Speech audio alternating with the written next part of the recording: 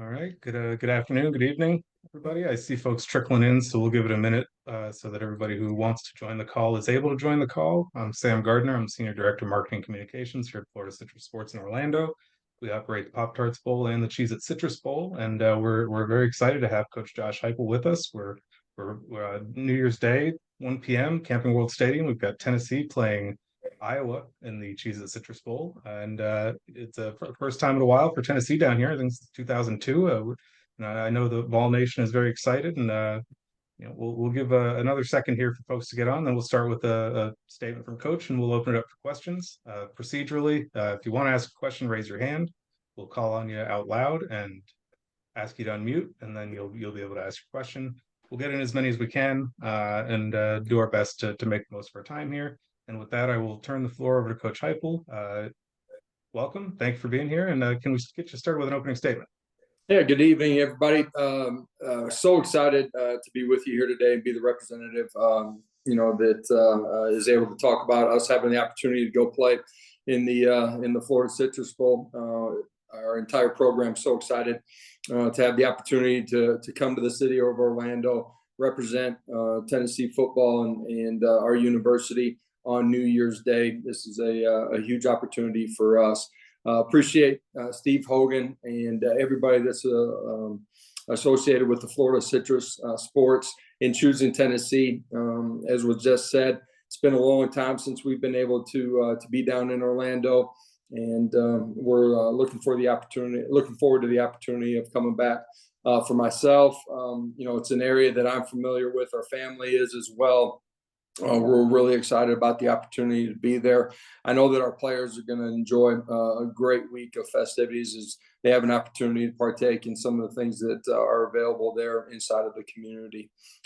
Excited about being in Orlando, playing in this football game. It goes without saying that we understand the quality of the opponent that we're facing in Iowa. It's a proud football program. Coach Ferentz has done an unbelievable job over his tenure there. You look at them winning their Division II out of the last 3 years, having an opportunity to compete and play for their conference championship last night. Statistically, you look at them, they're one of the best in college football defensively, and it's a program that prides itself on playing hard, playing smart, and playing physical. And they certainly do all of those things. So, again, looking forward to the opportunity to be down in Orlando playing in a great game. One that, as a kid, I grew up watching on New Year's Day, and excited for the opportunity. Thank you for that, Coach. We'll get started with Adam Sparks, and then we'll go to Corey Brada from the Hawkeye List Iowa publication. We'll start with Adam. You can go whenever you're ready. Yeah, Josh. Obviously, Iowa's got one of the best defenses in the country. What do you know of their defense, and what do you think about the challenge of playing against a different style defense that they have? Yeah, I haven't had an opportunity to watch a lot of them. As we're wrapping up the season here, we've been recruiting. I know this. Philosophically, they haven't changed a whole lot over the years. They're big, strong, physical, first and second level, have really good athletes on the third level of the defense. You look statistically, they're always difficult to run the football against. They typically do a great job on third downs. You look at them statistically this year, their pass defense is one of the best in their league, but across the country as well. They make you earn it. They're not going to give you anything. You got to go out there and take things and earn it. They don't make mistakes. They play with great discipline and fundamentals. So this will be a huge test for us on the offensive side of the football. Thanks. Thank you, Coach. We'll take one from Corey Brada from the Hawkeye publication. Go ahead, Corey. Hey, Coach. I understand you were a part of the game, I believe, back in 2011 when you were on the Oklahoma staff in the Insight Bowl. Yeah. Am I correct in saying that? Yeah. Yes, you are. What do you remember from that prep? I mean, obviously, I know you worked a lot with the Stoops brothers and with Coach Norvell, so you got a lot of connections to Iowa from a perspective of just prep and the cultural connections. And then the other part of my question, Iowa's maybe their most important player is their punter.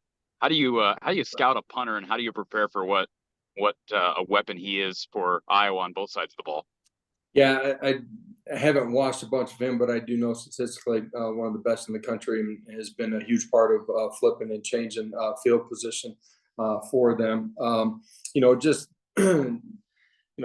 spent a lot of time, as you mentioned, with the Stoops brothers, Jay Norvell.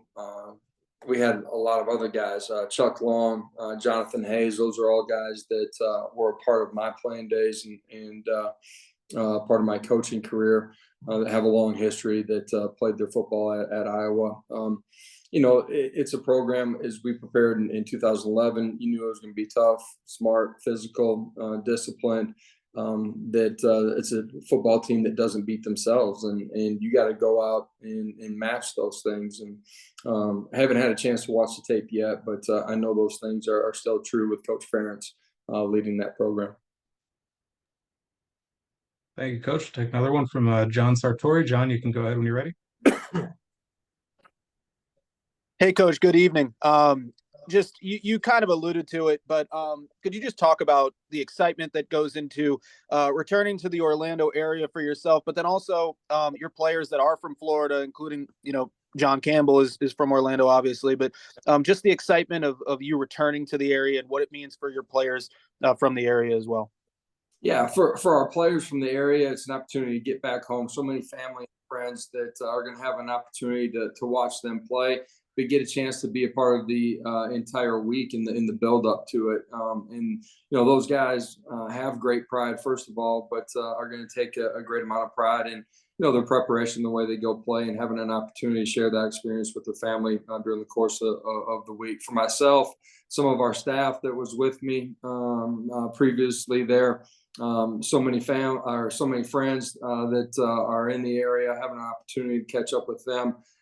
We absolutely loved our time. It's a great city, and it's an opportunity for us to get back to an area that we love and are extremely familiar with. Thanks, Coach. All right. As a reminder, if you have a question for Coach, you can use the raise hand button. Moment I don't have anything, so we may have a quick session here, but if you have a question, get it in now and we'll call on you. And our next one will come from Patrick Brown. Patrick, go ahead when you're ready. Yeah, hey Coach. Obviously, bowl games have there's an angle of also using those practices to help your younger players. You obviously have a pretty big group of young guys on your team. How will you kind of structure the next few weeks as you guys sort of get ready for the game and balance next season versus getting ready for this game as well? Yeah, we had a couple of young guy emphasis practices last week as we were conducting our exit interviews before we got out on the recruiting trail. Our older guys were there for some of the individual, just getting movement, knowing that we were going to be gone for an extended period of time before we got back before this weekend. But our young guys were able to get really good intentional work in some of our group settings, and all of the team stuff was designed for them. So we'll continue that as we get back off the road this weekend, and we'll always have we'll always be extremely intentional and continuing to build those guys. In some ways, it's an extra spring ball for those guys.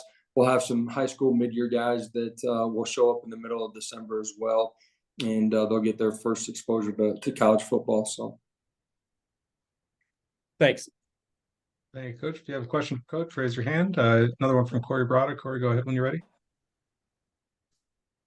Coach, as a former quarterback, I want to get your perspective on decision making as it relates to playing time. We kind of see a difference in stance on this across the country.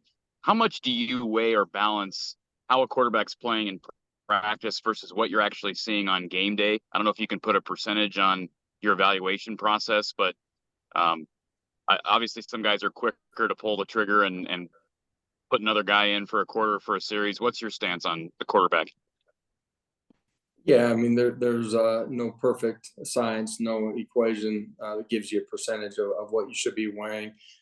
In general, though, whether it's quarterback position or other things, the things that you're seeing in practice are inevitably going to show up during the course of a ball game too, positive and negative. And So, as a coach, whether it's quarterbacks, whether it's offensive line, whether it's, DBs, whatever it might be, you're going to put the guys out on the football field that you feel give you the best opportunity to go win a football game, and all the little things add up to the big things that everybody sees as you go and play in a football game. Thank you, Coach. We'll take another one from Adam Sparks. Adam, go ahead when you're ready. Yeah, Josh, I know we've asked you about the timetable of like COVID seniors and meeting with them to find out if they're coming back. But what about the opt-out guys, the guys that are NFL draft prospects? Do you have to know now whether or not they're going to play in the game, or is that a conversation later in the month? Well, I think that's something that typically happens as they get closer to finalizing their decision. Last year we had a good bulk of guys that were going to be in the draft that ultimately participated in the Orange Bowl. This is a great game against a great opponent. Certainly hope that we get a bulk of our guys that are going to help us go be ready to play on January 1. But as those guys continue to have their conversations and inch closer towards a decision on, whether they're, coming back for a year, going into the NFL draft, those are things that you continue to talk about with them at that time. Thanks.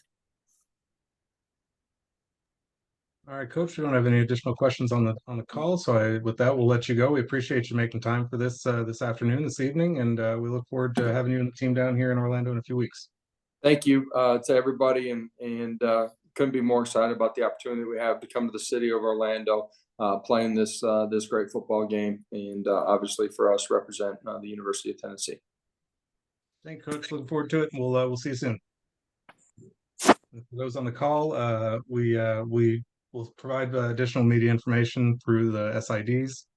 We do not have the credential link live just yet, but we will make sure to get it out to you.